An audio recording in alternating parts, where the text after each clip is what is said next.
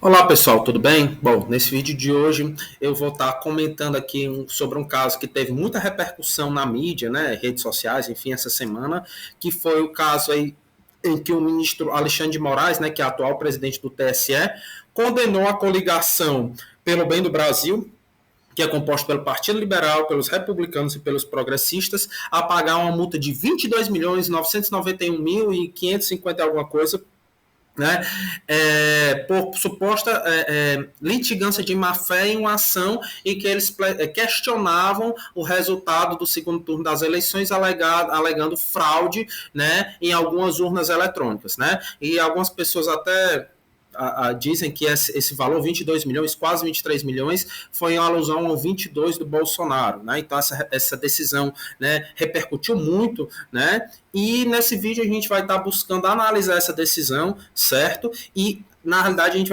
vai buscar fazer uma análise técnico-jurídica, certo? Então, deixar muito claro nessa questão entre meu posicionamento político, né, político-partidário, minhas opiniões, né, políticas, e o que eu pretendo fazer aqui não é analisar do ponto de vista político, mas sim técnico-jurídico, que é como essas questões devem ser analisadas. Infelizmente, o que a gente observa na prática é que grandes juristas, né, pessoas que têm um renomado saber jurídico, né, acabam sendo acometidos, né, do que eu chamo de cegueira partidária, desse mal terrível, né, que acabam muitas vezes deixando de lado seu conhecimento jurídico e técnico, né, e acabam cedendo às paixões partidárias, né, isso é uma pena que acomete, né, enfim, até os mais renomados juristas, tá, e eu quero dizer que, antes de tudo, eu sou um jurista, né, enquanto advogado, e eu faço questão, né, que todas as decisões, né, sejam tomadas com embasamento, com fundamento jurídico, né, e isso principalmente as decisões dos tribunais superiores, né, o TSE, né, o Supremo Tribunal Federal e o STJ, né? E porque, enfim, mesmo quando essas decisões eventualmente venham a favorecer um posicionamento que eu tenho, né, é como aquela máxima que diz, juiz ladrão, né, só é ladrão se for contra meu time, né, se me favorecer ele não é juiz ladrão, isso é equivocado, né,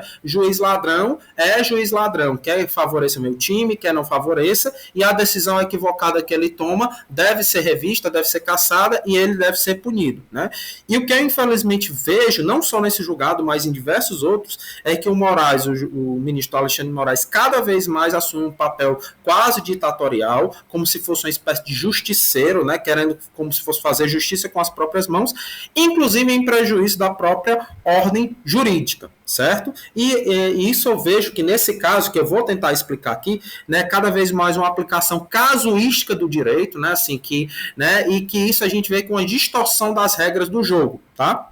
E desde logo eu deixo claro que eu não sou expert em direito eleitoral, também não tenho conhecimento técnico em questões de programação, informática ou sistema de informação, então minha análise nesse vídeo realmente vai focar exclusivamente na questão processual do julgamento, nas falhas processuais, que é o que eu realmente tenho conhecimento e posso analisar, né? Então não vou adentrar em questões técnicas e laudos técnicos que eu não tenho conhecimento para analisar essa questão. Então vamos lá. Primeiro ponto, analisar o que estava sendo pedido na representação eleitoral, que foi interposta, né? Então, a coligação pelo bem do Brasil, que eu falei que é composto pelo PL, republicanos e progressistas, ingressou com essa representação eleitoral para verificação extraordinária, questionando, né, o resultado do segundo turno das eleições, né, em razão de um laudo técnico, certo, que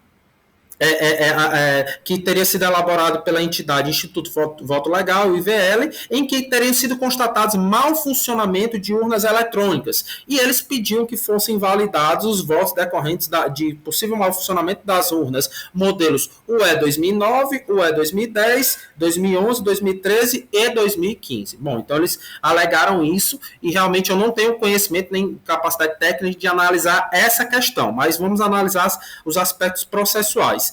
E aqui eu entendo que se aplica aquela máxima que diz: posso não concordar com absolutamente nada que tu dizes, mas defenderei até a morte para que tu tenhas o direito de dizê-lo, né? Que é uma frase que é atribuída ao filósofo francês Voltaire, que basicamente diz, né? Eu não sou obrigado a concordar com o que você diz, mas eu devo lutar para que você tenha o direito de alegar o que você alega, tá bom?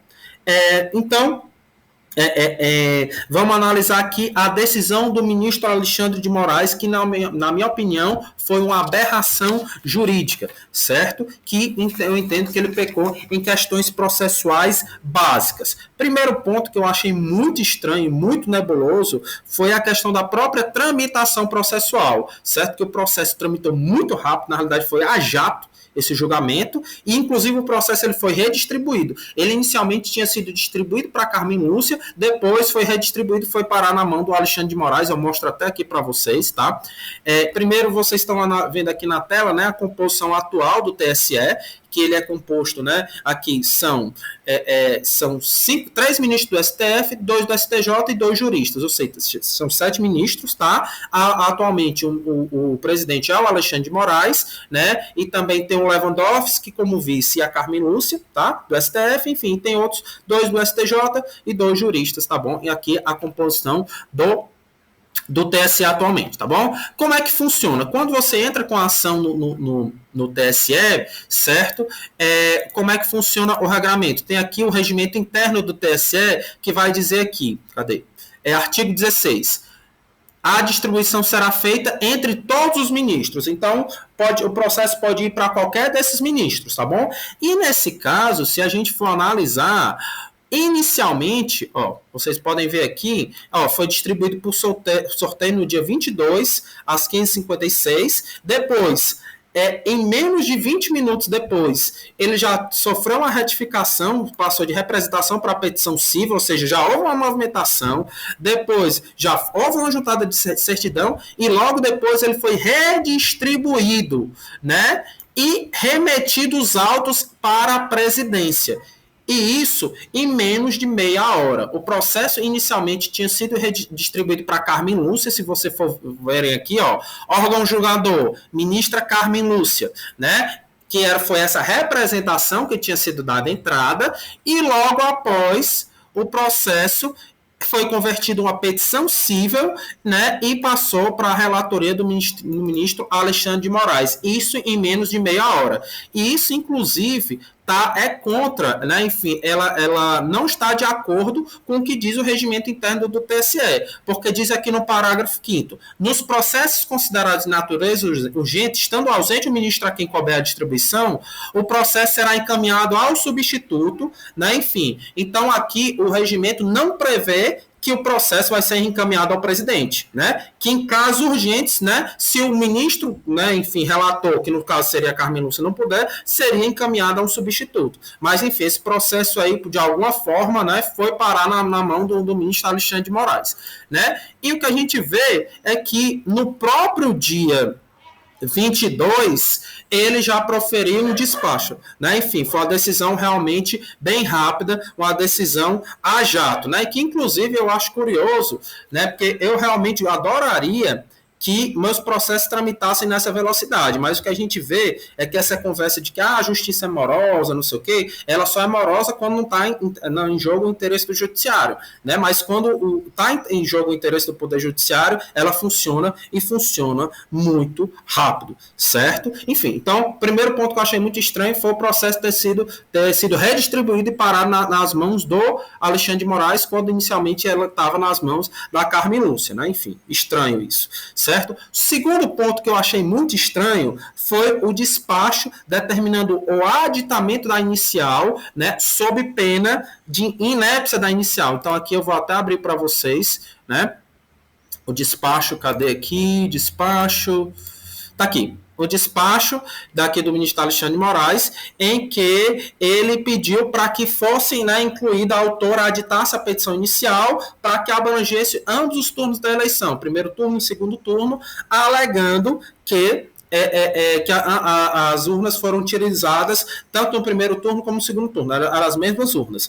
Mas a questão é que isso não é caso, isso aqui é uma questão processual básica. É uma questão que você aprende em Teoria Geral do Processo ou Processo Civil 1, né? Que o juiz ele não tem poderes para determinar o aditamento da petição inicial. O juiz ele só tem poderes para determinar a emenda da petição inicial. Então, aqui o que a gente percebe é que ele confundiu dois institutos que são completamente diferentes. Uma coisa é aditamento da petição inicial, outra coisa é emenda da petição inicial, certo? Então, isso é uma questão básica. Se a gente for ver, emenda à petição inicial, está lá no artigo 321 do Código de Processo Civil. Vamos ver aqui, mostrar aqui para vocês. Ó. Artigo 321. Ó, o juiz, se você for ver, está aqui. O juiz, ao verificar que a petição inicial não preenche os requisitos dos artigos 309 e 320, ou que apresenta defeitos e irregularidades capazes de dificultar o julgamento do mérito, determinará que o autor, no prazo de 15 dias, a emende ou a complete. Então, a emenda inicial é o juiz que determina quando ela vê que a petição apresenta defeitos ou irregularidades, certo? E o aditamento inicial está previsto aqui no artigo 329, certo? Aditamento inicial. Você vê, o autor poderá, até a citação, aditar ou alterar o pedido ou a causa de pedir, independente do consentimento do réu. Então, emenda inicial, o juiz pode fazer e deve fazer. Né? Agora, aditamento inicial para incluir ou alterar pedido, somente o autor da ação pode fazer. Juiz não pode mandar aditar inicial. Juiz não pode pedir para o autor acrescentar pedido ao pedido inicial, porque o próprio Código de Processo Civil diz que somente o autor pode fazer isso. Então, a gente vê que ele fez uma confusão que foi básica, né, de confundir esses dois institutos. Né? E outra coisa, a formulação do pedido é algo que cabe somente ao autor, é uma prerrogativa do autor. Né? O juiz não pode dizer, você deveria pedir isso também, ou incluir pedido tal. O juiz não pode fazer isso. Quem pede é o autor. Né? Isso é uma prerrogativa do autor. A única coisa que o juiz pode fazer é analisar o pedido e dizer se defere ou indefere. Ele não pode mandar o autor acrescentar pedido. Então você deveria também pedir no primeiro turno. Não, isso aí não é juridicamente possível e não é processualmente correto. Né? Então a gente percebe essa falha básica, né, em confundir emenda inicial com aditamento inicial, que foi a primeira falha, né, quando ele deu esse despacho, né?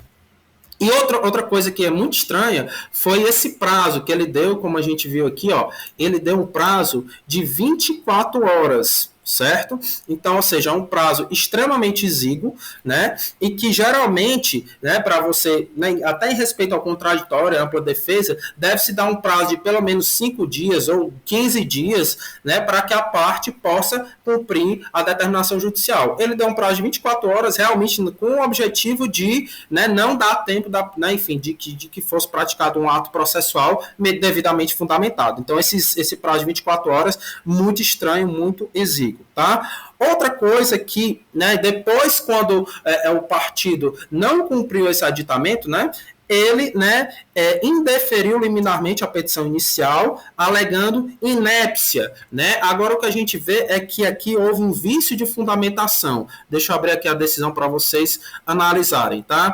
Tá aqui, ó. Ó.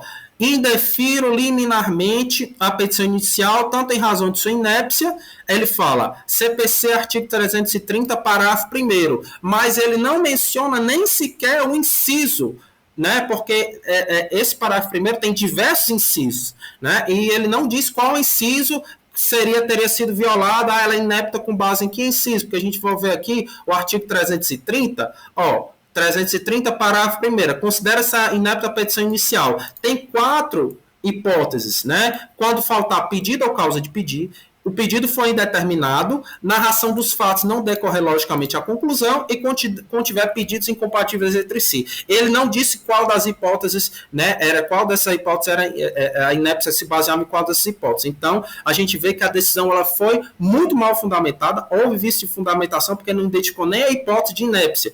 E, no meu entender, estava presente o pedido, a causa de pedir, o pedido não era indeterminado, era um pedido determinado, e também não continha pedidos incompatíveis entre si, e não tinha essa hipótese de narração dos fatos não decorrer logicamente à conclusão. Então, não era a hipótese de inépcia, e ele sequer indicou qual dessas hipóteses seria. Então, a gente vê que também houve esse vício de fundamentação muito severo. O que eu achei mais grave, realmente que foi mais pesado, que realmente ele pesou na caneta, foi na questão da condenação em litigância de má-fé. Se a gente for dar uma olhada aqui, certo? A decisão, cadê? Decisão da litigância de má-fé. Vamos ver aqui, decisão... Abrir aqui só um minutinho. Tá aqui. Ó. Tá aqui. Nos termos do artigo 81 do CPC, condena a autora por litigância de má-fé a multa de R$ 22.991.544,60. Ou seja, um valor altíssimo, né? Realmente foi uma decisão mesmo para realmente punir, né? Uma decisão punitiva. Certo? E a gente vai ver, Tibério, realmente houve litigância de má-fé porque ele alega o seguinte, logo no começo aqui, a total má-fé da requerente em seu esdrúxulo e ilícito pedido, ostensivamente atentatório ao Estado Democrático de Direito e relacionado de maneira inconsequente com a finalidade de incentivar movimentos criminosos e antidemocráticos, que, inclusive, com graves ameaças e violência, vem obstruindo diversas rodovias e vias públicas em todo o país. Então, ele alega que, na realidade, esse pedido era ostensivamente atentatório ao Estado Democrático de Direito. E o que eu entendo, eu sou totalmente contra isso, porque ele está, no meu entender, violando o direito de ação e o princípio na inafastabilidade da jurisdição. Porque no artigo 5º, inciso 36 da Constituição Federal, diz: a lei não excluirá da apreciação do Poder Judiciário lesão ou ameaça a direito, certo? Então, o partido, ou enfim, a coligação, tem o direito de ação, tem o direito de acionar a justiça. Se o pedido é procedente ou não, é outra história. Se o pedido deve ser deferido ou não, é outra história, né? Mas isso aí, eu vejo que o ministro ele quis criminalizar, né, o acesso à jurisdição, criminalizar o direito de ação. Isso realmente é um absurdo e isso tem que ser visto com muitas ressalvas. Mas vamos analisar aqui se realmente cabia essa condenação em litigância de má-fé. Está aqui previsto no artigo 80 do Código de Processo Civil, que diz o seguinte, vamos lá. Artigo 80. Considera-se litigante de má-fé aquele que tem várias hipóteses, mas as hipóteses que seriam mais adequadas possivelmente poderiam se aplicar ao caso. 1. 2. Alterar a verdade dos fatos. Ou 3. Usar o processo para conseguir objetivo ilegal. Certo? Eu entendo que nesse caso realmente não houve, como o ministro quis dizer, que houve, se tentou alterar a verdade dos fatos. Eu entendo que processualmente isso não ocorreu, porque alterar a verdade dos fatos não é você pedir algo, né, com base em uma alegação que você fez. É quando você tenta produzir uma prova adulterando a verdade. Ou seja, você quer produzir uma prova falsa. É a prova. Você produz uma prova falsa para induzir o juiz a erro, né? Então, por exemplo, o caso de litigância de má-fé, se você forja ou adultera um documento, ou quando você, né, a sua testemunha mente deliberadamente em juízo, ou seja, uma testemunha mentindo, né, ou então um documento falso, aí é uma litigância de má-fé, porque você está produzindo uma prova falsa para induzir o juiz a erro, né? E aqui não houve uma tentativa, pelo menos o que se mostrou aqui, de induzir o juiz a erro, né? Você alegar fatos, né, que o juiz entende que não são corretos, é caso de indeferimento da petição, não é caso aqui de litigância de má-fé, até porque não houve, né, um incidente manifestamente infundado, nem recurso protelatório, enfim, então eu entendo que não era caso aqui de condenação em litigância de má-fé, certo? E aqui, na realidade, a única coisa, o único trecho da decisão que eu acho que houve, que foi minimamente correto, é que a fixação do valor da causa, porque a litigância de má-fé, se vocês forem ver aqui, foi com base no valor da causa, foi 2%, né? Cadê? Aqui, ó,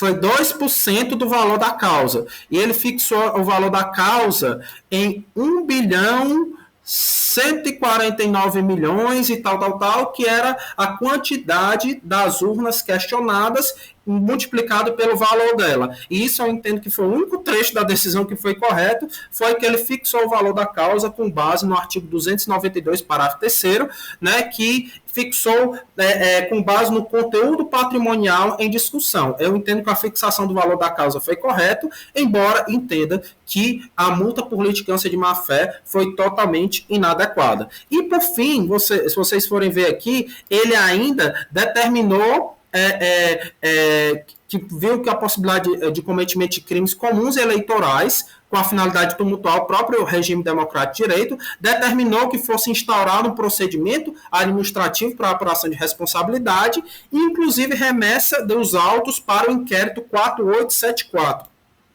Aqui eu acho mais preocupante, novamente, essa tentativa de criminalizar o direito de ação, que eu acho um absurdo, né? Porque nesse inquérito que apura a prática de atos antidemocráticos, né? O próprio Alexandre de Moraes é relator. Então, ele foi relator nessa ação e remeteu para outro inquérito que ele mesmo é relator. Então, enfim, eu acho que há muito tempo ele já deveria ter sido julgado suspeito em vários desses casos. Enfim, que ele é relator de um processo e manda para outro processo que ele também é relator. Enfim. Resumindo, eu acho que essa decisão foi uma aberração jurídica. Eu até entendo que, se não houvesse prova suficiente, realmente o pedido deveria ser indeferido, mas essa condenação em multa por litigância de má-fé, realmente eu acho que foi uma criminalização do direito de ação. Bom, pessoal, é isso aí, né? Enfim, até a próxima. Um abraço.